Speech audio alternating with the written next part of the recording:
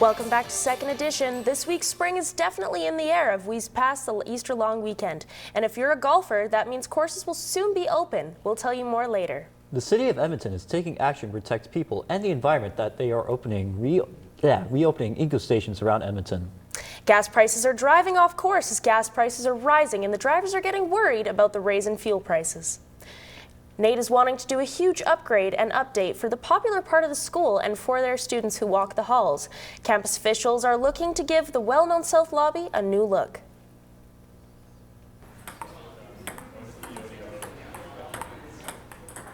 As a popular hangout between classes, the South Lobby is about to be remodeled, a project that will start sometime in August. Nate's goal is to be finished in October, and the goal is to update the surroundings of the suite to the modern-day student, and to consolidate services and to have an efficient access to supports that they may need.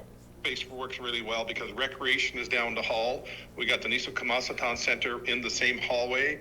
And NATSA is next door, and the cafeteria will be on the other side. So we're looking at it as being a very vibrant space for students. Right now, students have to navigate their way around campus between several places in between for some educational services. The rentals will work around the ping pong players and the others until the end of the semester.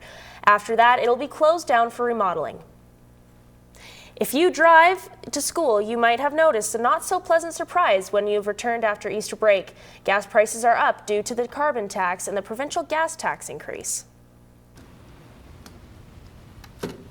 As of April 1st, the Alberta federal government raised carbon tax by 3.5 cents, which raises that more than 17 cents per litre. This has been caused by gasoline going from $65 per ton to $80. Today, gas prices went to $1.60 or about that, $1.59. And it's not good at all. Like just last week, I filled mine up for $1.31, which was still high enough as it is, but the lowest I could get it for. It is predicted it's still that hard, honestly, out here. It is predicted that carbon tax is scheduled to go up to another $15 each year until the year 2030. It is said that in 2030, it will be $170. Now it's time to take a swing onto our sports. Talking about golf, of course. Not only golf, we also have to dish out the new NFL rules and what the CFL will do. Artea Gargas has more. Thanks, guys. As we look into football season starting, NFL fans and players can expect a change as new rules have been placed. On March 26th, NFL released new rules regarding kickoffs to encourage more kick returns and finding any players who make tackles, such as the hip drop tackle, which is now banned. This is to help reduce the number of injuries for these players. I think the concept of the tackle rule in particular, you can see actual physical evidence of it actually injuring people and injuring them very seriously. You know, football's a contact sport. People are going to get hurt. With the new NFL rules in effect during the 2024 season, this is a question if the CFL will take on those rules as well. As of right now, there is no word from the CFL about new rules taking place. As Victoria Golf Course opened their driving range this past Thursday, many golfers are eager to get some swings in.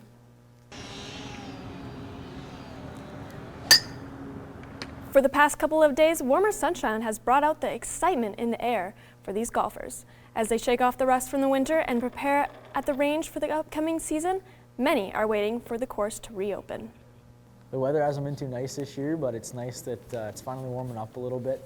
The range is open. It's nice to practice my swing, get ready for the season, and I'm looking forward for the courses to be opening up. With the fluctuating temperatures, it's not certain when the course will open, but golfers are expected to tee off in the next few weeks as the snow continues to melt. Thank you very much, Taya. Of course. Seth and Ava, I might have to get my clubs out and hit a few balls myself. I'm going to have to stay on the sidelines for golf, but I do enjoy watching it. Thank you, Taya. Something interesting that the NFL would change a rule like that, for sure. Coming up next, we have how to view a solar eclipse safely. April 2nd was National Autism Day, and a local organization gave us some insight.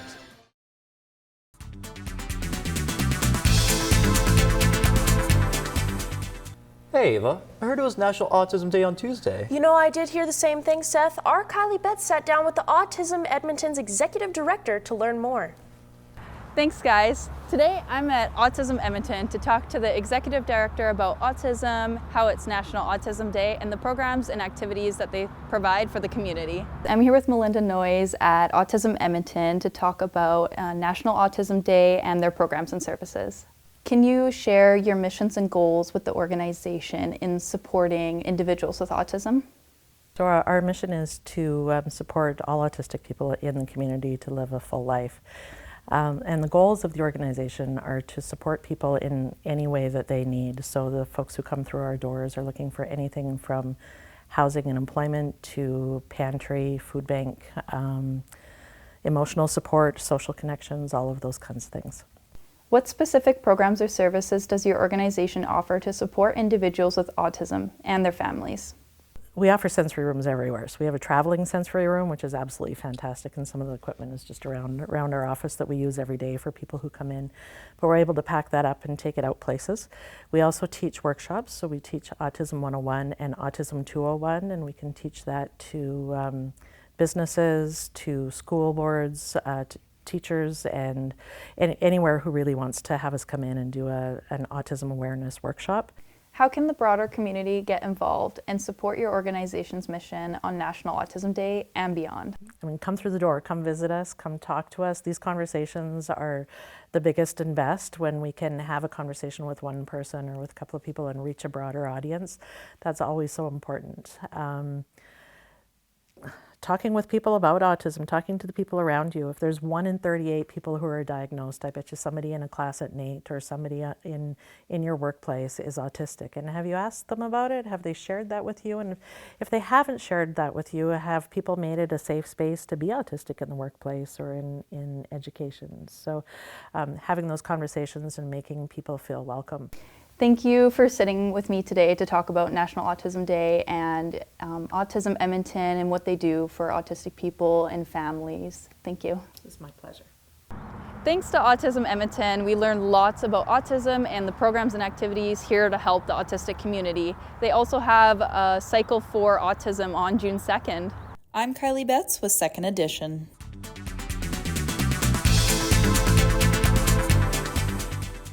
On April 8th, this coming Monday, people around the world will be looking up to see something celestial and rare. But you might not want to look at this phenomenon with the naked eye. It's a full solar eclipse, and Sam Spady tells us more about this unique opportunity and where to watch it. Thanks, guys. Hi, I'm Sam Spady with Second Edition. With the solar eclipse coming up on April 8th, you may be wondering what a solar eclipse is and how you can safely view it. Well, I'm going to sit down with astronomer Frank Florian so you can learn all this. So get ready for an out-of-this-world interview. What is a solar eclipse? Well, a solar eclipse occurs whenever the moon comes in between the sun and the earth, and you have a sort of almost a direct line of sight between the three worlds, where the moon starts to cover up the sun as seen from somewhere here on the earth. Now, for a solar eclipse, you can either get a partial solar eclipse, where only part of the sun gets obscured by the moon. At other times you can get a total solar eclipse where the moon itself covers the entire disk of the sun and turning basically day into nighttime for a few short minutes. What's so special about the solar eclipse on April 8th? Well, this one here on April 8th is really special because it takes it over a lot of populated cities and towns throughout Mexico, into the U.S. and up into eastern Canada. This will be the first total solar eclipse visible from a major kind of urban location here in Canada since 1979. So total solar eclipses are pretty rare events. You see them at any one location maybe once in a 400-year period. So for us here in Edmonton, we don't get to see a total solar eclipse here. But we will see one in 20 years' time on August 22nd, 2044. What is the best way for someone to view a solar eclipse? For individuals with that want to go see it, they can come here to the Telus World of Science Edmonton. We'll have our telescope set up with solar filters, or you can also get these types of glasses. These are basically safe solar viewing glasses that you can buy in our gift shop. They're about $4.95. You can't see anything else through these. If I try to look anywhere else in this room, I won't see anything. But if I take it and look up even at the sun in the daytime sky without an eclipse, you'll be able to see an orange ball of the sun. Very safe to look at the sun through these glasses. They filter away all the harmful rays of the sun, letting only a very small percentage of light through. Thank you, Frank Florian, for the great interview and information on the upcoming solar eclipse on April 8th. Be sure to check it out and put on your viewing glasses so you can safely watch it. I'm Sam Spady with Second Edition. Thank you. Coming up, we kick off the new spring season by learning how to make a spring picnic basket. Do you make your own rules when you play board games? We find out about an often misunderstood one in the wonderful role-play game called Dungeons & Dragons. And to soothe your ears, we'll bring you some insight on how to play guitar. Welcome back to Second Edition. We have some fun things for you to learn, like how to make a new spring picnic basket for the nice weather, or how to learn about a classic game that you might have heard of called Dungeons & Dragons. Hello, weary travelers. I'm Robin Prevost with Second Edition News, and I'm here to be your guide into the world of Dungeons & Dragons. Now, with the D&D movie that came out last year, and it being the 50th anniversary of the first published D&D book this year, a lot more people have gotten interested in this magical hobby and want to dip their toes and see if they have what it takes to become a mighty adventurer. Now, I wouldn't say I'm an expert by no means, but I'm happy to help give you guys some knowledge if you're just starting out and want to see how this path will take you. Join me and let's begin learning what it takes to become a mighty adventurer. So first up, building a character. There's a couple things you need to do to be able to start this. First, you need a character sheet. That can either be online or a paper copy. Start by picking your race. Now, there's 9 different races, 12 classes to pick from, and all of them have some really interesting stuff that you can go for, so it all depends on what you're vibing for and what you want to do. It's always fun if you have lower stats or higher stats to kind of help build them into your personality. It's what makes the game fun, that chance of the dice. What you're going to need is 4 6-sided dice like these. You're going to roll them 6 times. Each time you roll that set of 4, you're going to take the lowest number off, and then that'll be your stat. Now that we've learned how to build your character and a little bit about what goes into that, now we need to know, how do I find a game? How do I play? What you're going to do first, I recommend, is ask your friends and family if any of them know a game that they'd be willing to bring you into, or if any of them want to start a game with you. If you're having trouble starting out and no one wants to play with you here, I always recommend a site called Start Playing. They have free sessions, but they also have paid sessions, but what it is you go find a game and you play online. You have all your setup. Sometimes you start with a base character, sometimes your DM helps you make a character. Whatever works, right? As long as you're playing, as long as you're having fun. Another thing you might want to invest in, like I have, is books. Now, these books are expensive. They can range from anywhere from like 60 to 80 bucks, so they are, again, an investment, but I like books and I like D&D, so I was happy to invest in this. And what's interesting is that a lot of these books have whole new worlds in them, campaigns that you can run, as well as new races. And another thing you might want to add to your Dungeons & Dragons collection, I have a huge collection. Huge collection. I have big dice, I have small dice, I have jumbo dice, I have shiny dice, I have glitter dice. I like dice. But again, you can always just borrow them from a friend and you'll be just as happy playing Dungeons & Dragons. As you can see, it's all about how much time and energy you have to play, as well as how much money you're willing to invest into this hobby.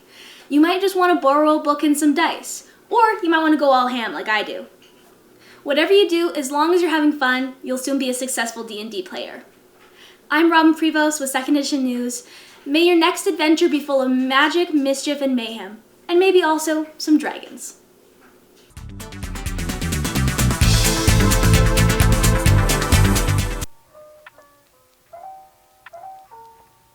Oh hi, I didn't see you there.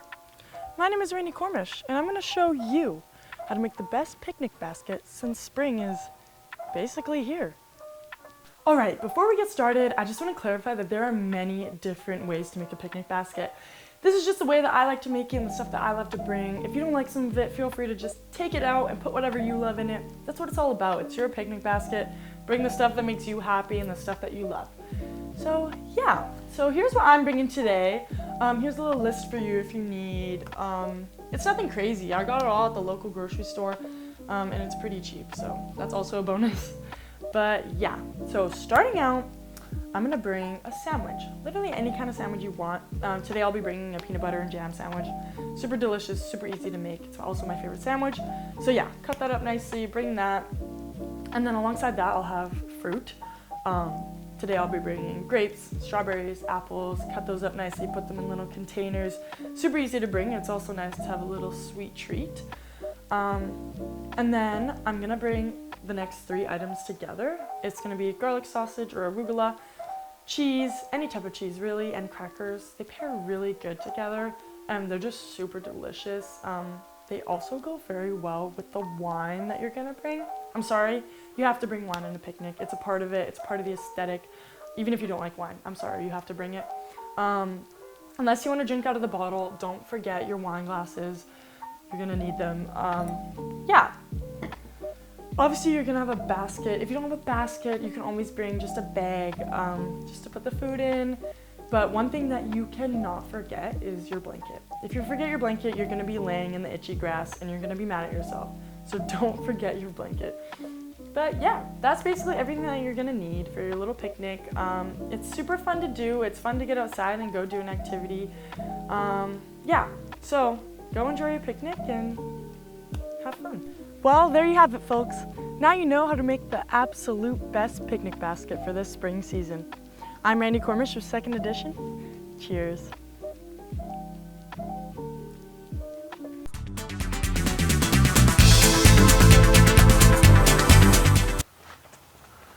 I'm sure that you think just by looking at me, oh, this guy knows how to play guitar. Really, I don't. But with all these spring break parties that I've totally been invited to coming up, I'm looking to change that. So I asked my brother Sully if he'd show me a few chords. And you can follow along with me.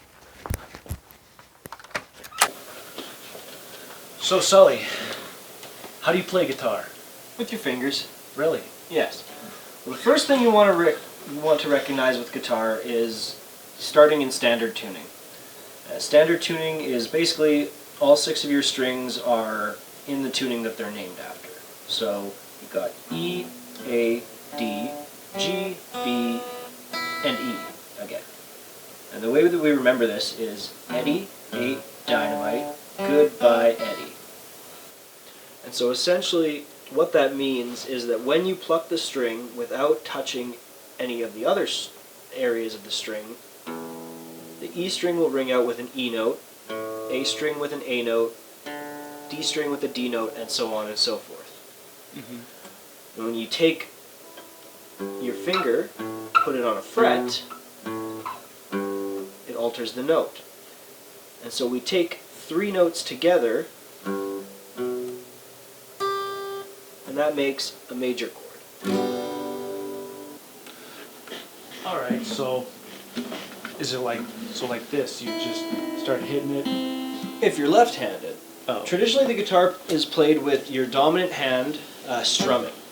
So on a guitar, the bottom string is your top, and the top string is your bottom.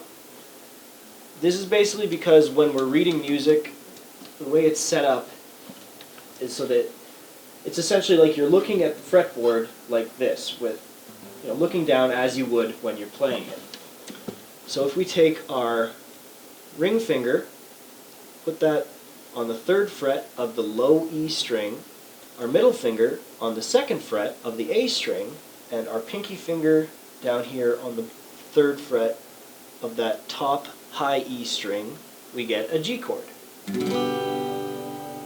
The G chord is in the same family as the C chord, so they sound nice together.